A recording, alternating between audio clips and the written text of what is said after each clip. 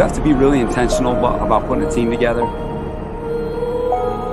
was in! Crawled out of the pod and started screaming. How good is Joey Bosa? Herbert, rolling, looking, throwing, end zone, touchdown, it's intercepted. Derwin James. Derwin was there. You got to be on a mission every day in the NFL. But even more than that, you got to be on a mission together. Great hands, Keenan Allen. The Los Angeles Chargers select Rashawn Slater. Asante Samuel Jr. Stop! Oh, I'm stopping y'all boys. I can't get it.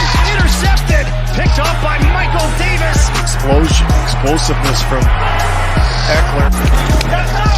There's Murphy. Boy, he blew that up, didn't he? It is picked off. Nasir Adderley. 50-50 ball is 100%. Mike Williams. Ochena, Nwosu, and that will end it. Time to bolt up. Dan. Jeez. Screwed it up, man. Wow. We're live. You're We're gonna do it live today. High quality Welcome production to value. another edition of Chargers Unleashed. Jake Hefner and Dan Wolkenstein and Ryan Dyrud here from the LAFB Network. If you are joining us live on YouTube, obviously it's live as you can see with the malfunctions, but make sure you hit that like and subscribe button as we're bringing you coverage throughout training camp, and we'll continue to do so throughout the regular season. Today's podcast, of course, is being brought to you by Charger Bolt Family, UFC Fit, Brewery X, and Manscaped.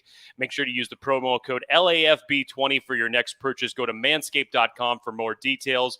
Gentlemen, day 9 of training camp in the books. Our very own Dan Wolkenstein was there on the scene today, was keeping everybody informed with all the plays that were being made today in training camp. Dan, how was it out there? I am hyped. I am jacked up, ready to go for this episode. This was by far the best training camp that I've been to. This is by far the most takeaways I have gotten from a Chargers training camp. Tons of goodness that we'll get into today. This training camp was great. Went longer than any other training camp so far. Got to see a lot more of the ones. Got to see a lot more one-on-ones as well. Also saw a ton of special teams. But we saw some sick plays, some great schemes, some not so good things. But today was a great day for Bolt fam watching this Chargers go through the training camp.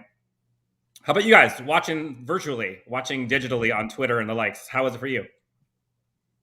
I mean, I'll jump in. Go ahead, Ren. Yeah, as good as it can get. It seemed like there was a lot of excitement. Mainly I was just watching your feed and seeing what you did. So this is going to basically be the Dan Wolkenstein show, as he just talks for an hour or so about what So he many did words, at camp. yes. And, yeah. But yeah, I from what I could tell, good things. And I just have to say, while we're doing this live, we also the Rams are right now having joint practice against the Cowboys in Oxnard. So we have our Chauncey Talese up in Oxnard reporting on your Rams. So I doubt there's any Rams fans in here right now, but maybe they've trickled in just to check us out. And Shameless plug. It's totally fine. You know, it's the LAFB Network, so we got it all covered. But anyway, excited about this day 9. I think we now over the halfway point of training camp technically? Just about. I think we are. We get preseason games next week, so sounds about right. It's weird because technically we still have 4 weeks until the regular season, but like training camp is like 18 practices or something weird. I don't know. Right. Yeah. Anyway. Always helpful to have founder of LAFB Network on plugging other shows than Chargers Unleashed, getting this thing kicked off nicely. Guys, we have all kinds of folks listening from different platforms. You're on YouTube, whether you're on Facebook, whether you're on Twitter following us. This is a family show. Like to have fun with the fam. So if you guys have any questions or comments, we will go through them live as we proceed with our takeaways. We'll have key storylines throughout. Don't be a stranger. Don't be shy. Have fun. I swear Jake doesn't bite unless it's after 12 p.m. So Jake bites. So let's be careful. When you're saying it's a family show, Dan, Bolt family, yes, I get that. But I don't remember any, MPAA ratings on this show. I don't think there's boundaries here. Yeah. Thank you for the correction. This is our family, and our family doesn't hold back. However you want to talk, you do you. Let's just be respectful. So, guys, today, tons of takeaways. So, just to kind of kick off the topics that I kind of wrote down for myself as like the things that we have to talk about. And there was a ton. I mentioned at the top, there's a bunch of takeaways. Justin Herbert looked very good today. very successful. The offense as a whole, I think, punched back. We saw a lot of talk about the defense doing really well so far in training camp. Defense still did great. Offense clicked today. We got to talk about Keenan Allen and the murder that we saw on the field to Michael Davis. Asante Samuel Jr. looking very good. Kaiser White's looking good. Joey Bosa. Special teams getting all kinds of play time today. Actually got a chance to talk to Tom Telesco for a bit, for like 5 minutes. A bunch of 11-on-11. Run blocking looking great. Defense looks good. Josh Kelly standing out. Lots of tight end catches. And KJ Hill with a trick shot, taking, I think, 7 balls in hand. I think it was 6 balls that he had already in his possession, and the 7th one he caught. That was the trick of the day. No breakdancing today, Jake, unfortunately. I've never, just a joke, I've never understood the point of doing that. Like, every team camp, players do it. You see it on every team. There's a video of guys doing that. I'm like, what the hell is the point? You're never going to be catching 7 balls at one time in a game. Like, just you're returner. Catch one. You're a returner. Why would someone want you to do that? I'm sure there's some reason, like they say, like hand-eye coordination or learning to catch different points of the ball, different reference points or something. But I think it's stupid because it's like, for me, like when I've played and also like trying to coach and like teach young kids, I'm like, you practice how you want to play. So why am I going to practice something that's never going to come up in a game? I want to practice the things that are actually going to be applicable to a game. So to me, it's a meme basically for fans and video. I don't see any purpose to it. You know, and maybe it's a test for him, because if he can catch him and hold him in his armpit at the same time, then maybe it's more of him just testing himself to make sure, like, bro, if you can catch balls by having 3 under your arms here, 3 under your arms here, there's no way that you can't catch one ball. You better not have a damn fumble. You better not have a damn muffed punt all season if you're catching 7. He literally had it's a nice show, but show up when it counts. He had the 6th ball literally between his legs, which I feel like that's not ideal. So not what you want when you have crashing gunners. Yeah, right. You never want to have 6 balls between your legs, let alone 1 underneath your 6. I mean, it's a bad night. As we said, not a true family show. As we said, this is not a Pixar production. No. Shout out to Anthony Hopper. What's up, fellas? Shout out to JWalt16 giving us a big yo with 16 O's. JWalt16, hello. Yes, above average gamer. JK standing out is good to hear. Definitely. Actually got a chance to talk to him for a bit today too. Joshua Kelly had some games, had some plays today that we have not seen from him so far. All right, so where do we start? I gave a long list. Let's give the people what they want. Ryan, you have said before that Justin Herbert has looked off. And to clarify, off does not mean bad, but he has not looked perfect. And he's missed a few throws every practice, which that is to be expected. Today, Justin Herbert looked very good. Love it. He listened to me. Yes, he did. He listened to our show. He saw you and was like, I got to show Ryan up. I got to shut this guy up. Yeah. Justin Herbert on, I think it was red zone drills, went 4 for 5 from the 15-yard line, 4 for 5, at least 3 touchdowns. I want to say it was 4, but it was like they're kind of getting tackled at the 5-yard line, 3-yard line, and who knows what happens. Yeah. You saw Justin Herbert on the far field, who was doing all kinds of drills, doing kind of toe tap throws after a bootleg, throwing it to the sidelines, and was on a dime, like throwing them like crazy. Very good throws in 11-on-11. The only throw that was he had one throw in the red zone that could have been picked. I want to say it was, I don't remember who it was. There's a defender that had his hands on him. And then there was one kind of chucked Hail Mary towards the end of 11-on-11 where he just threw it up where literally everyone was in the end zone except him for the most part. Justin Herbert looked very good. There was a few touchdowns he threw in red zone. There was one play in particular that he threw, and I want to say it was a misdirection play. And maybe the offense as a whole heard how much this defense was ahead, because Justin Herbert threw this misdirection play and Keenan Allen was wide open. Not the one he killed ankles, but another one. He was wide open, corner of the end zone, nobody around him. Similar to like that Parham catch that he made where he made one person miss and then just kind of walked into the end zone. Herbert was hyped. He was like fist bumping up high. He knew it felt like he was saying like, all right, defense, we got you back. Justin Herbert looked crisp today. We saw it early. So I'll let you guys talk about that for a sec. But Justin Herbert did not disappoint today for the fans. It's optimistic, and this is kind of what we talked about on yesterday's show. I mean, with yesterday's practice being 75% special teams, you really only got a small sample size of what the offense was really doing out there, whether it was on 7-on-7s or 11-on-11s. But even on that small sample size, Herbert looked inconsistent on some throws. The throw that I remember from yesterday's practice that I had forgotten yesterday was a short dump off to Austin Eckler that he actually threw behind him, and Eckler did a great job of catching it down in the flat before running off with it. And then after that, he got what would have been a sack and then threw it downfield to the left side and unfortunately just overthrew it. And then literally it was Chase Daniel's turn to come in. So to see him bounce back in a big way like this when on Friday's practice didn't look that good is extremely encouraging. And these are the ebb and flows that we've talked about in camp, with everybody talking about the offense looking bad and the defense dominating. Look, I'm not worried about the offense. I'm worried about the defense. It was this team's Achilles heel last year, especially under different coaching. When you have guys that are this good on the defensive side of the ball showing up like this, it's only going to make your offense better in the long run. And the defense is going to have to show out consistently on a week-to-week basis, because we know that what Justin Herbert's capable of. We know that he's capable of putting up 35 points a game. Last year, unfortunately, the defense would traditionally give up 37, and it would happen on the last play of the game or in the last 2 minutes of the game. So the defense needs to be better, and all the signs that are coming from that have been encouraging. But for Justin Herbert to bounce back the way that he did just goes to show you how this training camp is. You just got to take the highs and the lows. The ebb and flows are going to come. He's still learning. As much as we all love him and love watching him play, it's year 2, and he is under a different coach and many different coordinators. Yeah, absolutely. And,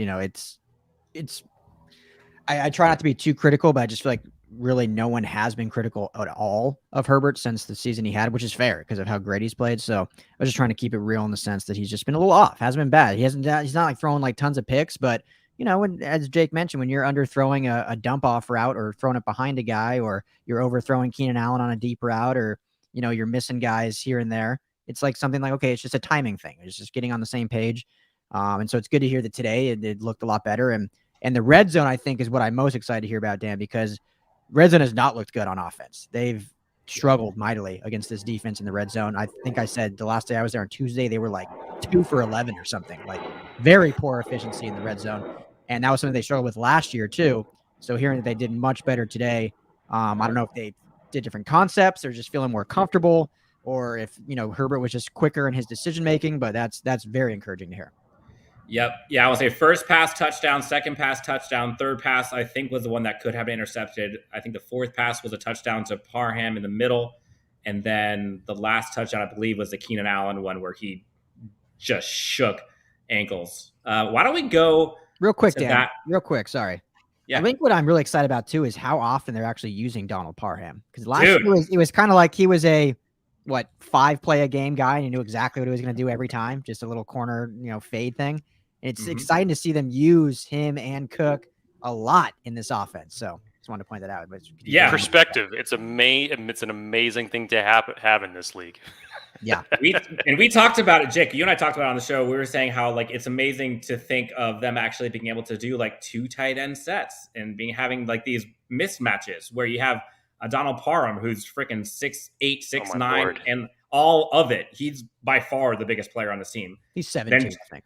Jared Cook is not far off. And so both these guys, that's actually one of the points I had. Both of them saw a ton of reps today and actually caught a lot of balls. They were the ones that I saw most from a receiving point of view with the most action. So both tight ends looked very good today. We saw a lot of action from Donald Parham and Jared Cook. Jared Cook had a nice catch up the middle during the beginning of 11-on-11, which was interesting because they had, Ryan, I don't know if you know this, but when we were there, they would go from 11-on-11, then they would go off and do drills. Then they'd go back to 11-on-11 with the 1s and 2s, then go back. And then they probably went back and forth probably 4 times, where every time I'm like, oh, that's it? Okay. And then they came back. I was like, oh, cool.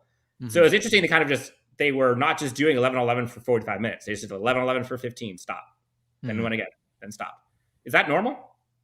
Yeah. I mean, each team does it differently, but I think the reason that the Chargers are doing that, and I actually like it, is they want that game flow. You're not ever going to be on the field as an offense for 45 straight minutes running 11-on-11. So it's basically they'll time it out 5-minute session or a 2-minute drill or something like that, and then go break into special teams or do that, because that's kind of the game flow, what it would actually be. And it's able to get reps in for all the guys. It's able to get guys that aren't going to play offense or defense that are going to be special teams. They're not just standing on their feet, sitting on their hands for 30 minutes. So it's keeping everyone involved. So yeah, you definitely see that. That's why it was weird that when we were comparing yesterday the Rams and Chargers camp, the Rams is usually like that too. But I was saying how odd it was that few days ago when the Rams ran like 11-11 for literally like 45 straight minutes. But that for them was rare. They're usually the same way as what the Chargers have been this year, where it's 5 minute, the horn blows and they get in the field goal. Horn blows back to 7-on-7. Horn blows, blah, blah. So I think it's more just to get that kind of game flow going. Got it. We are live with LAC_Unleashed on Twitter. We got Ryan Dyrud here in the house talking all things Chargers training camp day number 9. The goal here, we said at the top, got a whole bunch of topics we want to cover. And as the questions and comments and topics come in from all of you listeners and viewers, we'll go ahead and kind of weave in and out of those topics throughout. Ergo, we now have a topic or question from Trey. I'm terrible with names. Gosh? Gosh. Let's do it. And he asked, how is pass protection looking? Would be nice to see Herbert not get killed this year. Yes, it would be very nice. Jake, to you so far, how has the pass protection looked so far? I kind of feel like we're a broken record here, just in terms of like the offensive lineman. If you were to take a look at it right now, again, everything is still gelling with this offensive lineman, personnel. 4 of the 5 guys on this roster were not here last year. So we have to remember that. They put on pads, it's been 3.5 straight days of practice with pads on. So they're still coming along. I mean, yes, I understand the question as far as it'd be nice to see Herbert not get killed this year. Hey, wouldn't we all? He was the second most hit quarterback in the league last year. And even Joey Bosa ended up getting what Staley said was too close to him today for what was a sack. Yep. So yeah, you never want to see stuff like this, especially even happen in practice. But Rashawn Slater's had his moments. I believe it was Ode Boucher has had his moments in practice as well. But again, it's ebb and flows. I mean, for me, I enjoy seeing the battle between Rashawn Slater and Joey Bosa. I think these are 2 guys that love going against one another. Rashawn Slater's actually having a lot of confidence when he's getting these wins against Joey Bosa for himself, to say that if he can protect Herbert from Bosa in practice, then he can protect it from anybody in the league.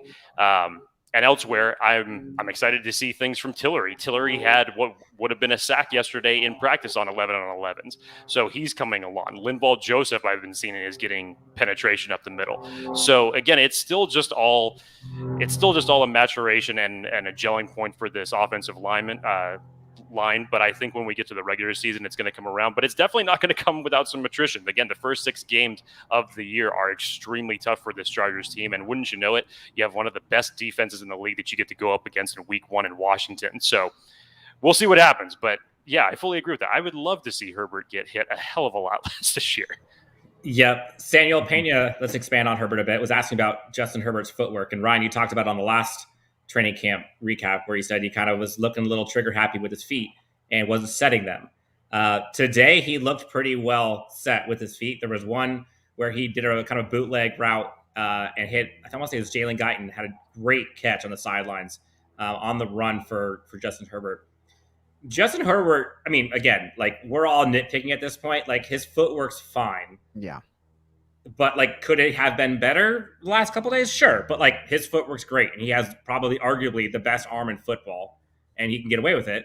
But it will affect accuracy at some points if he doesn't set, which is where Ryan was a little concerned with. Today, Justin Herbert looked pretty good. Jake, your friend of the show. Let's get the impression here. We got Vince McMahon asking, where the hell have you been? Followed by, it's the Chargers with 3 R's, 4 G's, and 3 R's again. Where the hell have you been? Thank you for listening and watching. Let's go. Question from JD number 3. Let's talk about offensive line for a sec. Was Balaga given a vet day today? Short answer, yes, he was.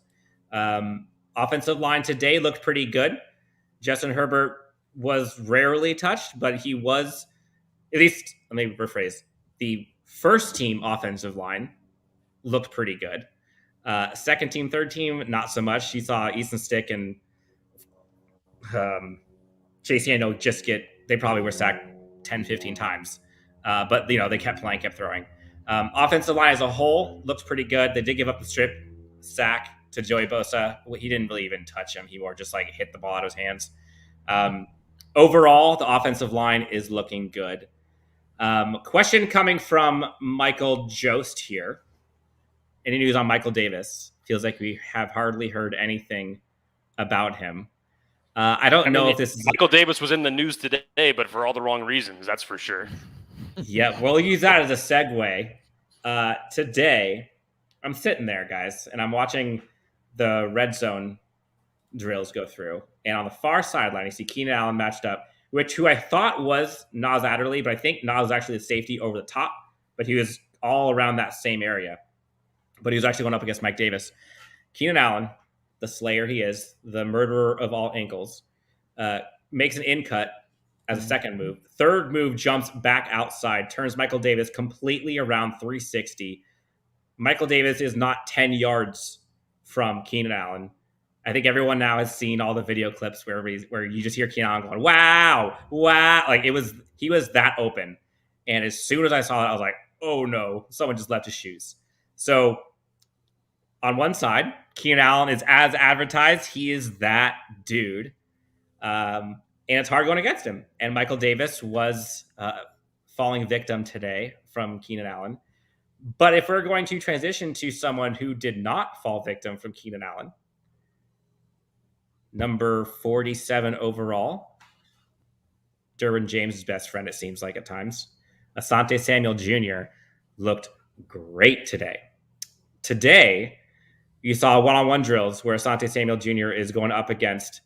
First, he went up against Keenan Allen, and I think I posted both videos of this, so you can see it. Follow at Chargers Homer. You can see the videos. First one goes up against Keenan Allen. Keenan Allen is essentially kind of pushed out of the way, more or less, and wasn't able to get a reception. Then right afterwards, goes up against little Austin Proehl, who's like kind of shaky, and it's hard to kind of stay with him. Not a chance against Asante Samuel. So Asante is looking very good coming into his element. Folks were a little worried about not hearing his name much early on, but again, they were throwing everything at him. Did you guys see any of the plays of Asante? What do you guys think of him? Well, this is the second straight practice that he's tapped himself in to go against Keenan, if I'm correct, because he did it yesterday, and then I believe when he did his matchup this morning, it was the same type of scenario. He wanted to go up against him again, and again, that just goes to show you the confidence that even through 9 days of training camp that this young rookie has. And it's just extremely encouraging. I've said you have to have swag in your DNA if you're going to be playing the DB position. And Asante Samuel is just dripping with it, apparently. But he's backing it up on top of it, which is the most important. It's something to see. Today, are you at an Air Force Base, Dan? Are you like? I'm by an airport. He's in the tower. He's actually he's navigating air control traffic right now. Someone's gonna buzz the tower soon here. I love it. No, it's great. Somebody asked a question about a player. I don't necessarily know. Maybe this was a typo, but Mr. Derek Ford asked thoughts on KJ Sales. I believe he means KJ Hill. No, he means KJ Sales. Signed today. Just signed today. USF. Cousin of Jaleel Adai, actually. Friend of the show, Derek Ford, keep me on point. Fellas, what are your thoughts? I don't know a ton about him, I'll be honest, but he's I mean, out of USF, he'll be a depth guy to come in and running camp. So it's something I will look into more, but yeah, I don't know a ton about him, to be honest. I've literally been stuck in traffic for like 17 hours today, so I have not been able to do any breaking news other than in Wolkenstein then. Yeah, it was literally. Jake, anything? No, same as Ryan. I mean, it's as of right now, it's competition. So we'll see what the next 3 weeks bring for him. It's gonna. I mean, you're coming into the DP position. It sounds like it's just a camp body right now. Ryan Smith still hasn't been practicing. We'll see what comes of it. There's nothing much that can really be said at this point in time, but we'll keep an eye out on it. Yeah, and I think that brings them up to like 88 on the roster, and they'll have to go back down to like 83 or something after the preseason game next weekend. So we'll see what kind of impact that has. Now, apparently we got a Cowboys fan in the house. Cade McDonald sends in the comment, as a Cowboys fan, it killed me to watch your offensive line guy get taken off the board, assuming we're talking about number 13, Rashawn Slater. Probably. Cowboys had the chance to They get went Micah him. Parsons. Yeah. And instead of going them, they went Micah Parsons, which we'll see Micah Parsons looks very good over there in Dallas. And Jake, and we all know you're a big. You're not going to hurt did Dan's you see him feelings talking about Micah Parsons. So Nope. if anything, he's going to come back to you and be thinking and be saying the exact same thing, that he's hurting because the Dallas Cowboys took his guy in the draft. So you're not hurting Dan's feelings at all with any of that. Nope, not at all. Cover 2 Press asked the question, do you think Justin Herbert will take a step backwards this year? If I was a betting man, like, this might be a hot take. I don't know if it's a hot take, but like, it's going to be hard for Justin Herbert to, like, if you just look at the season as a whole and look at his just stats for a sec. I want to say it was like 36 total touchdowns, 10 interceptions, including the rushing touchdowns that he had. Like, just take that snapshot.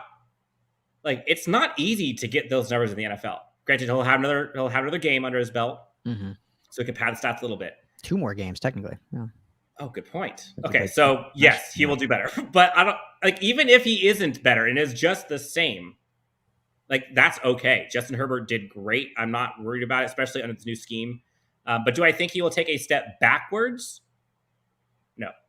And this is a topic that I think all of us has talked about a lot this offseason, and it kind of depends how you define, like, take a step backwards. Like, does he have a little bit less flair and, like, higher stats, but does he have more efficiency and the Chargers win more? Which I would not call that a step backwards. If you're throwing less yards, throwing less touchdowns, but the Chargers now are winning 10 games and he's, quarterbacking them. So kind of just depends how you define step back. I don't see it personally.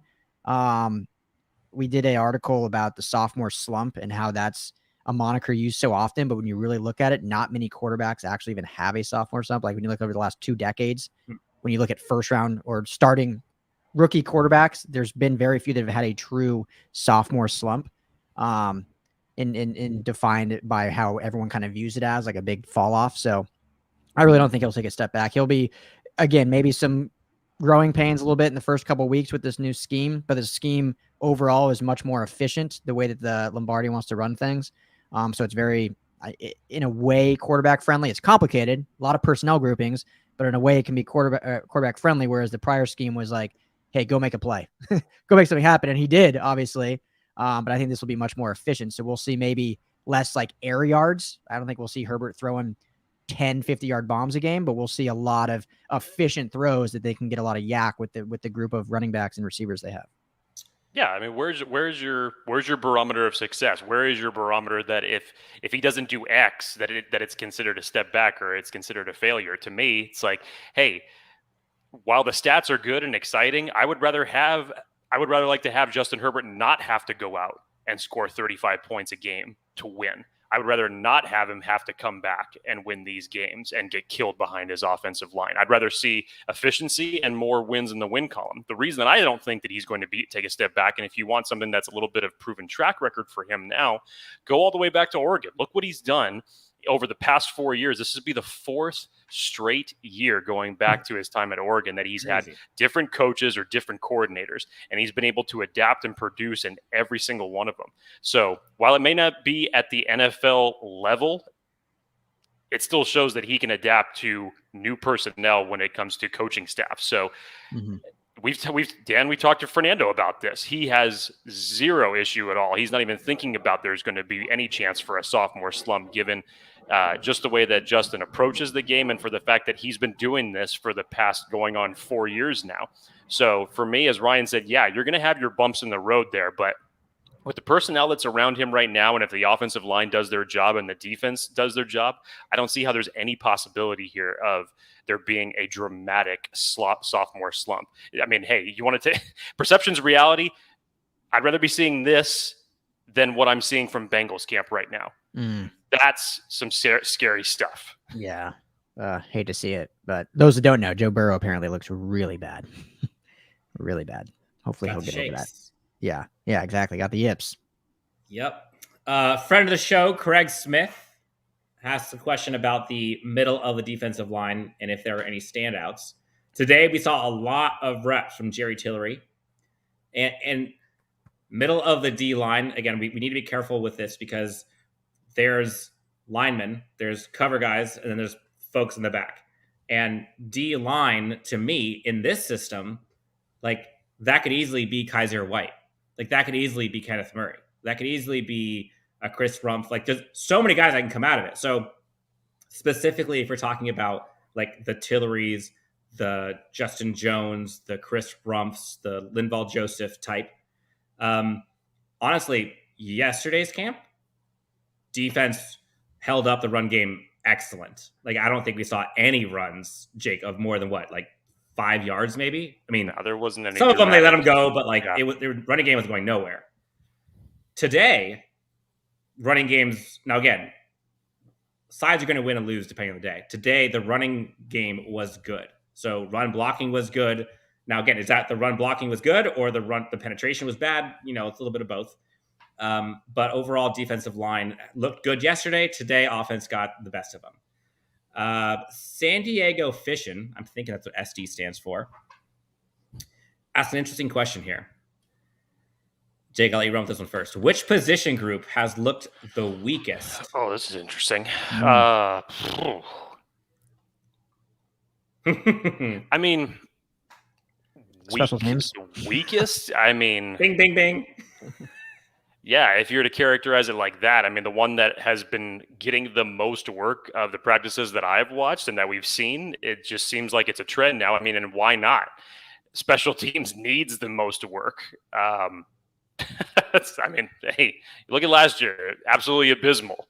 And it seems like it's been abysmal for about the past 5 years. So what Darius Swinton's doing, putting the emphasis on what needs to be done, the fundamentals of special teams.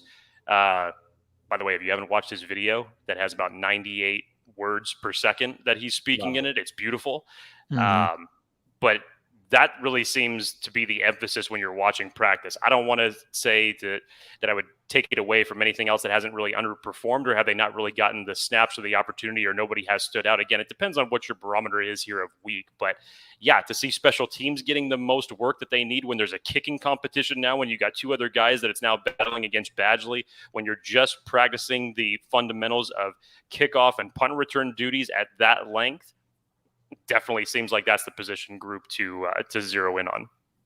I took my father with me to training camp today, and without any sort of introduction into why, my dad looks at me and goes, "They're doing a lot of special teams. Why are they doing this?" I said, they had the worst special teams in the NFL last year, and they haven't looked good so far.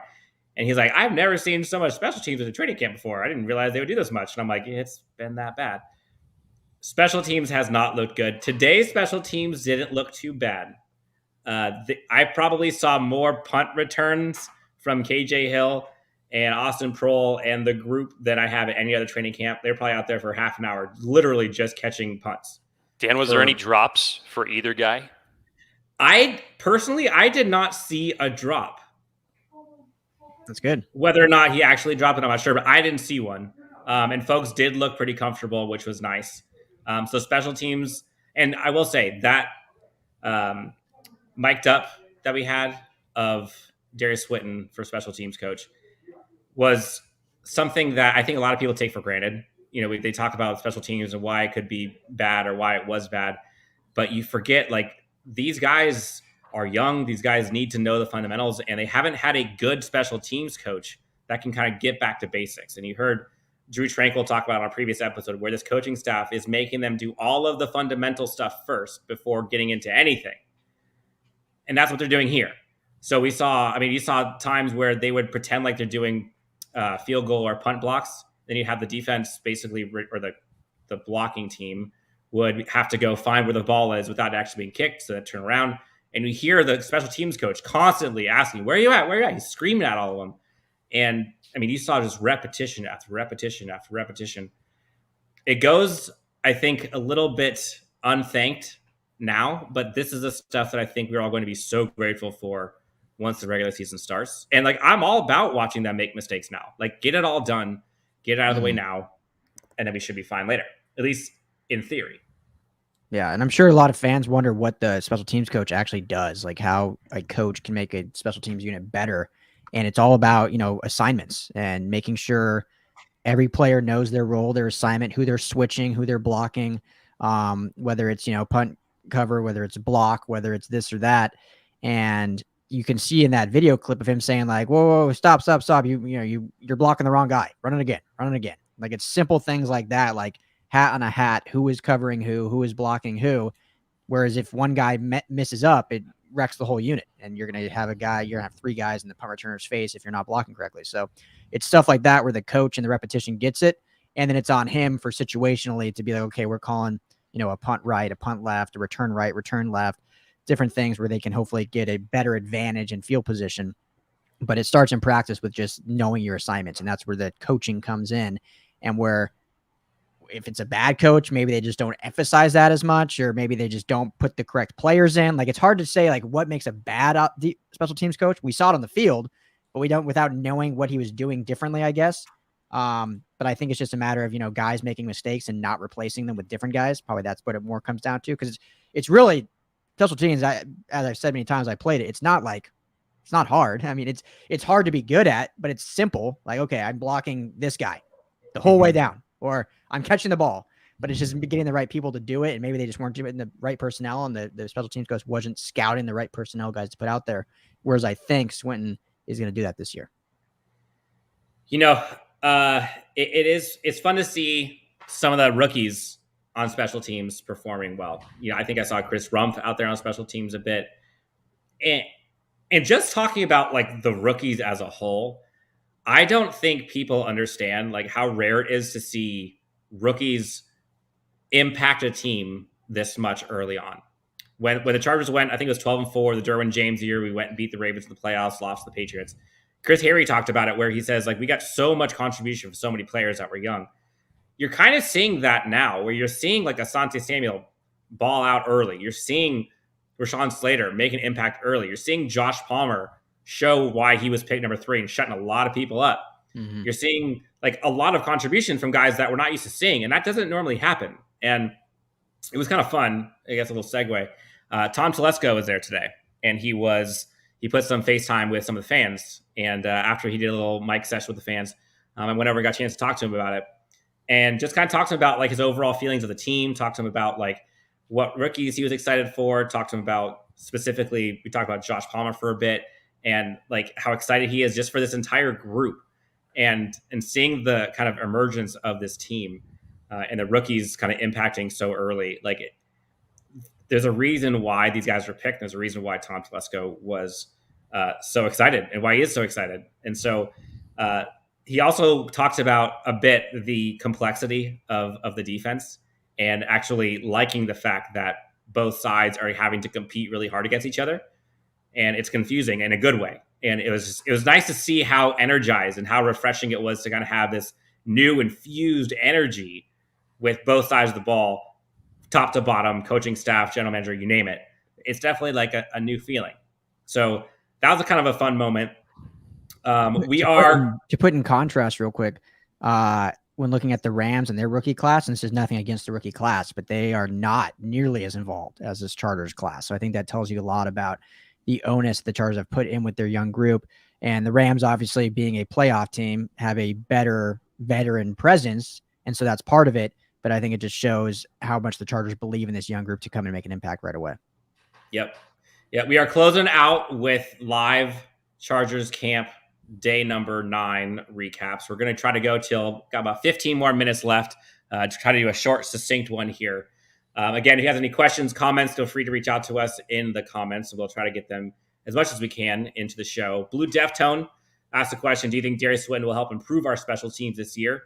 Definitely think it will be better than it was last year, and it was atrocious. Can't get any worse. Yeah, can't get any worse, man. Cannot possibly get any worse. Only can go up. That's the short answer at this point. Yeah. Yep. But it's what I was talking about earlier. Putting the right personnel groupings in there, teaching guys about who they have, what assignments they have, and really put an onus on it. And they've done that in practice. So I think 100% they'll be better than last year.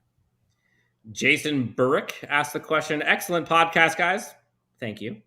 Coming from Panama. Love it.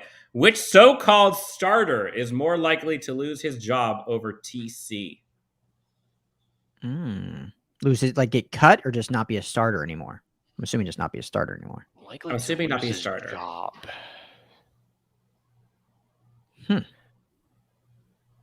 I won't say. I mean, I won't say technically like get cut, but if you're saying some surprise starter, maybe Kaiser White from everything that we've seen there. But I still think all things point to Drew Tranquil and Kenneth Murray being that combination. That's exactly what I was going to say. Good call, Jake. Other than that, I can't really think of anybody that's going to lose their starting job right now. I think all starters are pretty much locked into their positions, but you may just see more of a heavy rotation than what you would expect for the way that Kaiser White has been balling out in training camp. KJ Hill maybe on special teams, if you want to consider him a starting punt returner. Yeah, I guess technically. Michael Badgley, kicker. Now that's one that's my fault. I should have thought that. That's my fault. And Good Ryan, call. I have to thank you for that and for putting up the bet that I requested because Let's throw that. I'll throw that up on the screen while you're talking. How about that? Yeah, that works. We had this talk, 2 days ago, Dan, about the kicking competition. Mm-hmm. And yes, I was on the show and I was saying, hey, look, if I were to put money right now, what's it going to be? I know we still have the training camp games to actually play. But so far, as whatever you want to say about special teams right now, Badgley had a good day yesterday. I don't think that Alex Kessman was kicking yesterday. I don't know what was done today, Dan. I don't know if you could shed any light on that. But I put Alex Kessman in as my pick to possibly unseat Michael Badgley from the starting position. Obviously, as you can see now on the graphic, people have some different thoughts about that as they went a different direction, which is totally fine because all three kickers have literally been at a dead heat with one another. Funny a split like that. For folks who are not watching or going to be listening to this later, Michael Badgley is not winning his competition according to the fans. Neither is Tristan. Looks like it's Kessman. Kessman's winning, or Vizquendo is winning right now. Oh, sorry. I was looking at the wrong color. You're right. Vizcaíno, right? Is that we pronounce it 4 syllables? Tristan Vizcaíno. It's funny, Ryan. I put up again, the way it's shown here, very similar poll to the question that I asked, because I asked the same question. I said, if you were putting money down on the kickers, and it's Vizcaíno at 36% leading the way, and Alex Kessman and Badgley are literally neck and neck at 31.6. So, yeah, still staying consistent. Head to LAFBnetwork.com and you guys can vote on that prop there. Dan Thibault, I believe you're coming from Canada. I think you've talked to us on Chargers Unleashed. You've been a friend of the show calling in before. You've asked a question about interior defensive line. We talked about it already earlier in the show, but long story short, interior defensive line is looking fine. Defensive line as a whole is looking pretty good. Run defense yesterday looked great. Today, running game got the better of them. SD Fishin comments that Anthony Lynn for next special teams coach and Phillip Rivers for next OC quarterback coach. Safe to say thanks, but no thanks on the first one? Yeah, I'd agree with that. Maybe in about 5 years. Hopefully there's just no turnover. Yeah, hopefully this staff works out. I don't know what I'd rather have. Would I rather have Phillip Rivers in the booth calling games with Tony Romo? Or would I rather have him be the quarterback's coach of this team? I don't know. For pure entertainment value, I would love to see Phillip Rivers and Tony Romo go with one another. Yeah, in the booth. Jeremy Michaud? I'm going to go with like a New Orleans-y name for that one, the French accent. Mark Webb, is he still not practicing? Mark Webb was out there in practice, was not participating in any of the drills, still nursing his injury, so not quite 100% yet. I want to say T. Billy also is not out there yet. I think Brandon Staley may have said today that he's not expecting him to be ready tomorrow either for FanFest. That takes care of the mark. They're taking it slow for all these guys, which is fine. I mean, I'm cool with it. Yeah, I'm fine with that. Yep. None of them seem like long-term stuff. So yeah, we're going to talk about the 6-letter word. I had to remember how to spell. Don't say it. Just we're talking about the word. Do we feel that Michael Jones asked the question? Do we feel the team is more healthy due to better conditioning? Derwin looks leaner. You heard about Staley emphasizing K9's body, fat percentage, etc., whereas Lynn and Bradwell practicing at 240. Bradwell's still big, by the way. So yes, it's not. If you're going to throw him in at the end there, he's still probably 240. So Right. that wasn't a Lynn issue. Everything that Lynn was giving him criticism for last year, it doesn't look like he listened to it. So, Yes. No, but hey, maybe that's just how his body rolls. Pun unintended or intended, depending on how you want to look at it. But no, K9, Kenneth Murray is looking trimmed this year. He talked about his body fat percentage is lower than it was last year. We're talking about Derwin James. I was joking around with, I think it was you, Jake, or maybe it was my dad today, but saying, man, like Derwin James abs need some work. Like he has 8, you should have like 10. The guy's just chiseled. It's ridiculous. well, I mean, is it due to he has been training to get back into playing shape for a lot longer than these guys have. That is true. Now, do we think that is because of better conditioning? Like, is it just those two guys in particular, or like, have you seen an overall kind of theme with this team having better conditioning? Well, I mean, you have to up until July 28th or whatever, and obviously your week of minicamp and your few OTAs. I mean, all the stuff, all the conditioning these guys do is in their own time, like with their own private trainers and this. It's not at the team facility, especially now with the new CBA, with all the COVID protocols. Like they're not with the team in the facility hardly at all in the offseason anymore up until training camp starts. So, yes, to answer the question, it's definitely due to more conditioning, but it's not just this coaching staff. Maybe they put an onus on it in like meetings, like, hey, we want you to do this, but it's all in their private time. And then now that they're in camp, I'm sure they do, they have different weight room regimens and different, they have a new lifting coach, strength and conditioning coach that has different ways he does things. But I know there's so much hate for Anthony Lynn and that staff, rightfully so. But a lot of stuff you see now, as good as this staff is, as much as we all love Stanley's staff, a lot of this is just guys in their own time putting in the work in the offseason. It's not because they can't even be at the team facility. We're wrapping up day 9 of Chargers training camp. For folks who are listening to us or watching us live, if you have not already, please hit the like button, hit subscribe on YouTube, both for the Chargers YouTube, Chargers Unleashed YouTube, and Chargers, why not? As well as LA Football Network, Ryan's LA Football Network YouTube channel. Hit the like and subscribe and bell notifications. Make sure you don't miss any content from us. We are wrapping up. We've got about 5 minutes left here. Let's see if we can get through rapid fire as many questions of these as we can. Do this one just because I've seen him. I think he's asked it twice. So let's. I was just going to bring that up. Yep. Okay, cool, perfect. Craig Smith, friend of the show again, brings up Casper the Friendly Ghost impressions, asking about Joe Reed. How is he still doing his Casper the Friendly Ghost impression? I really want to see him get a shot in this offense. Shane Day's Niners influence, i.e. Deebo Samuel, He's been hanging out with the ghost of Mike Davis that Keenan Allen forced. So they've been hanging out together. Woo! That was clean. I mean, Dan, you were at practice today. Did you see any additional snaps? God, wow. My eyes did not see one snap that went not even on Joe special Reed. teams. I don't think I saw Joe Reed on special teams. Still amazing. I don't think. I could be wrong. But I remember seeing other folks. I don't remember seeing him. Yeah. So preseason will tell us more, obviously, in games. But so far for training camp guys, Joe Reed's not making this team right now. The only hope that Joe Reed has right now is they are holding that magic in the hat until regular season or preseason, and then bringing out some of those plays or special teams later. Yeah. But otherwise, it's not looking good for Joe Reed. Which I think pains me too. And I think, sorry to cut you off, I think it would also require them to keep 7 receivers. I don't think you're keeping him as one of the 6 at this point, if you're keeping 6. No, I don't think you can, at this point, keep him over Austin Proehl. Shout out to Ryan, who has been conducting that caboose since day 1 on that train. Express, baby.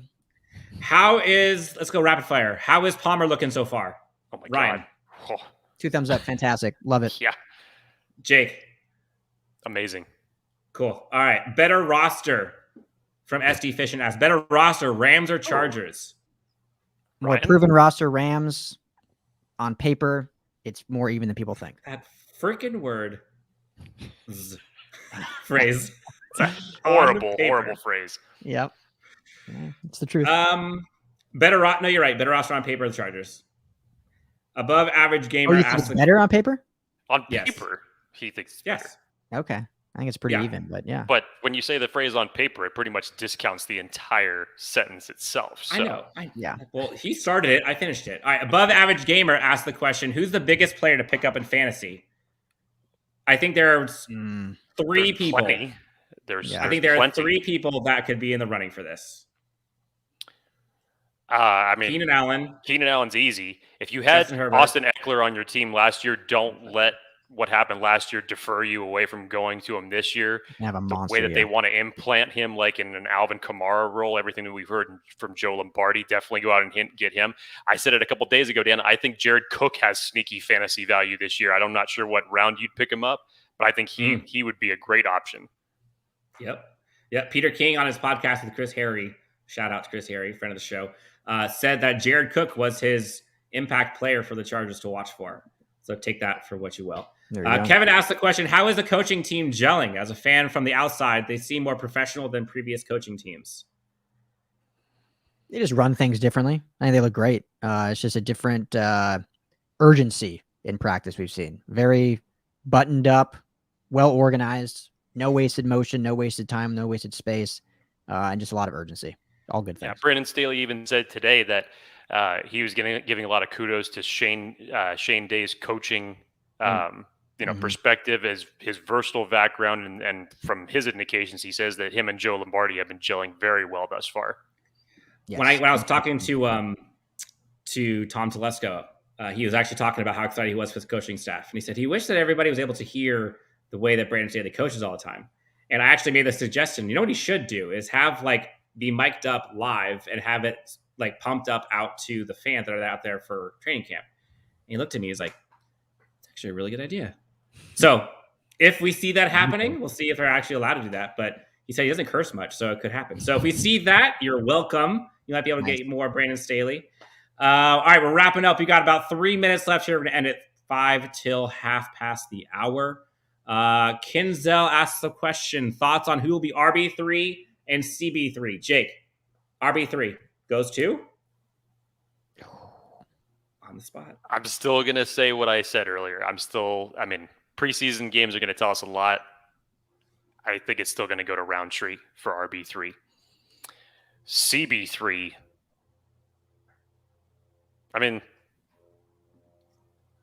This should be Chris Harris, no question. Yeah, how do you define it again? Yeah. If you're talking about your outside corners, then Faison's probably going to be your guy by default. But if you're just talking about when 3 DBs are on the field and depending on the rotation, there was even talk today about Derwin James and Chris Harris playing different roles. So Staley even said when Derwin's going to play in the slot role, Chris Harris is going to go back to the safety and play Derwin's role. So, where do you put him? But it's CB3. It's still Chris Harris's job right now as far as if you're ranking it for the depth chart wise. Ryan, do you agree? Yeah, for CB, again, it's DBs. So you're looking right now at Mike Davis, Chris Harris, and Faison with Asante Samuel Jr. basically going to be a heavy rotation and probably the starter at some point. Running backs, I think Joshua Kelly's going to be RB2, Justin Jackson RB3. Whoa! Woo! Hot takes getting hot in here. We're going to end on that one, huh? Oh my Cold beer and hot takes, man. I'm still waiting for the shirt. Cold beer and hot takes, baby. Jesus. Yeah. Well, that answers above average gamers question. Did he talk about Kelly? What did he impress on? Kelly did look good today. Coaching staff even said how good he's catching the ball out of the backfield. Remember, take note of that. Yep. No. And Joshua Kelly did have a good day today. So I don't know if he's the RB2, but we will see. Guys, I think that's going to wrap it up. Again, we talked about all kinds of stuff. We talked about Tom Telesco. We talked about the run blocking, Josh Kelly. We talked about Jalen Guyton's catch. We talked about Justin Herbert. We talked about Keenan Allen breaking ankles, Joey Bosa strip sack, special teams, you name it. This was a huge, huge day for Chargers training camp. People came out more or less unscathed. And next stop, SoFi Stadium, Fan Fest. Get there early. I believe the doors open, I think, at 11 o'clock. And practice starts at 3, I believe. For folks who are chiming in for the first time, thank you so much for joining us. Ryan, thanks for joining us, man. I know you have put in so much work for the network, for all of the podcasts, and how you are with us on Saturday, man. This is awesome. Dang, I love being on with you guys, so thank you. It's all of our stuff, so it's great. It's always Jake, fun. are you still enjoying doing nothing? this weekend? Yes, man. Yes. Yes. In short, yes. I love lazy weekends. Enjoy Good. it. Well, I'm jealous. I know, man. Me too. For folks who have not been to Brewery X, that's what I've been drinking. Make sure that you try them out. If you're in the Inland Empire, UFC Fit in Temecula grand opening was 2 weeks ago. They have awesome stuff there. You can check out cryotherapy, all kinds of hydro massages, classes, fit, you name it. Check them out. Brewery X, Manscaped. Use the code LAFB20, save 20%, and you get free shipping on all of your male grooming needs from head to toe. And I'd argue not even just male grooming needs for all ladies out there. Again, LAFB20, save 20%, free shipping at manscaped.com. Gentlemen, it has been a pleasure. Folks, thank you guys so much for tuning in. And we will talk to you next time. Have a great rest of the weekend. See you guys at SoFi tomorrow for FanFest. Enjoy the afternoon. We will talk to you next time. Chargers Unleashed, we are out of here. Have a good rest of the afternoon and weekend. Peace out, guys. Peace.